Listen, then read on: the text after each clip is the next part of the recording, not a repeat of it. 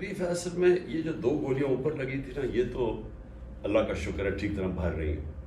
मेरी जो हड्डी टूटी है ना, जो तीसरी गोली नीचे लगी थी, उससे मेरा इस वक्त इस टांग के ऊपर पूरा जोर भी नहीं आता। और असल में तकलीफ है वहाँ, क्योंकि वो नर्व्स भी हिट हुई उसकी वजह से पाँव तक, तो वो थोड़ा प्रॉब्लम मेरा टांग का है इस वक्त, यानी चलने का प्रॉब्लम है। आप वजन नहीं डाल सकते, वजन नहीं डाल सकते।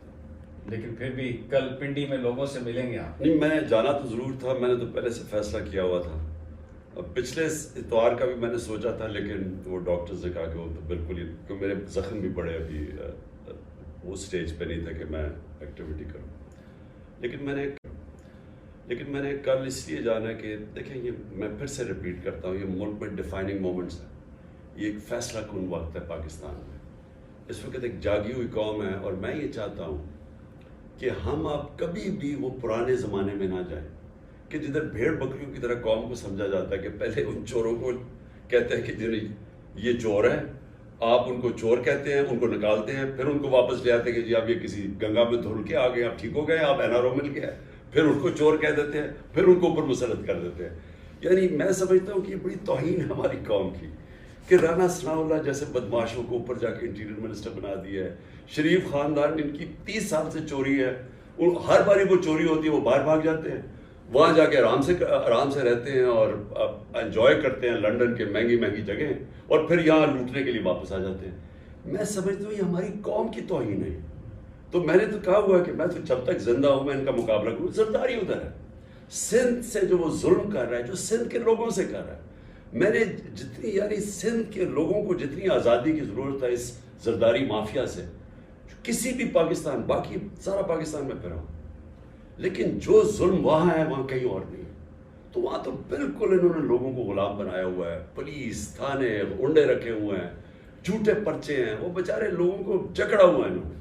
तो ये वक्त है कि एक कौम खड़े हो अपनी आज़ादी के लिए, और कौम, ये जो कल का हमारा मकसद ही है हकीकी आज़ादी, यानी हम वो मुल्क बनना चाहते हैं जो कि कायद आज़म ने अपनी जान के ऊपर, यानी वो मर रहे थे कैंसर से, उसके बावजूद वो बताते किसी को नहीं थे कि लोगों की, मुझे इतनी मैसेजेस आ रही है कि जी अपना ध्यान रखो। वो ठीक कहते हैं कि एहतियात, हमारे नबी सल्लल्लाहु अलैहि वसल्लम ने कहा कि आप पूरी अपनी इंसान एहतियात करें, फिर अल्लाह पे छोड़ें।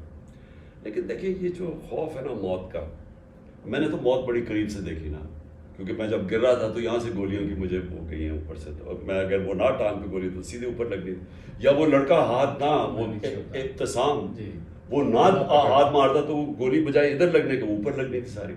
तो मैंने तो देखी है, तो अल्लाह बचाने वाला है, कोशिश इंसान करता है, लेकिन ये ईमान हमारा होना चाहिए कि वो जब तक उसका फैसला नहीं है ना, आप दुनिया से नहीं जाते। बात सिर्फ एक चीज़ है, क्या आप इलेक्शन करवाना चाहते हैं? अगर नहीं करवाना चाहते तो बात हमने इनसे क्या करना है? उन लोगों से मैं क्या बात करूं जिन्होंने आके मुल्क का बेड़ागर करके रख दिया। 7 महीने में जो इस मुल्क की तबाही हुई है, आप जरा किसी बिजनेसमैन से पूछें, आप किसानों से पूछें, आप किसी तबके के ऊपर आज रियल एस्टेट वालों से पूछें, जो भी शोबा जो तेजी से आगे बढ़ रहा था, जो ग्रोथ रेट बढ़ रही थी, दौलत में इजाफा हो रहा था, आज उनसे पूछे तो सही कि 7 महीने में मुल्क पे क्या हुआ, कौन सा एटम बम गिर गया पाकिस्तान में, आज तबाही मच गई। आज हर तबका रो रहा है, बेरोजगारी बढ़ रही है, महंगाई आसमानों पे जा रही है, और सामने कुछ नजर भी नहीं आ रहा कि इनके पास कोई रोड मैप है। ये सिर्फ एक काम इन्होंने किया कि एक के अब करप्शन केसेस खत्म हो रहे हैं। बारी बारी इन्होंने जो नए अमेंडमेंट्स किए हैं, इनके अरबों रुपए के करप्शन केसेस खत्म हो रहे हैं। अब इन लोगों से, जुराइम पेशा लोगों से हमने क्या बात करनी है, सिवाय कि आप बताएं इलेक्शंस करें। इन्होंने इलेक्शंस करवाने नहीं, सिर्फ इसलिए नहीं करवाने कि इनको पता है कि आज जब भी इलेक्शन करवाएंगे इनकी सियासत खत्म हो जाएगी। इनको पता है इस चीज का, क्योंकि कौम ने इनके 7 महीने देख लिए। अब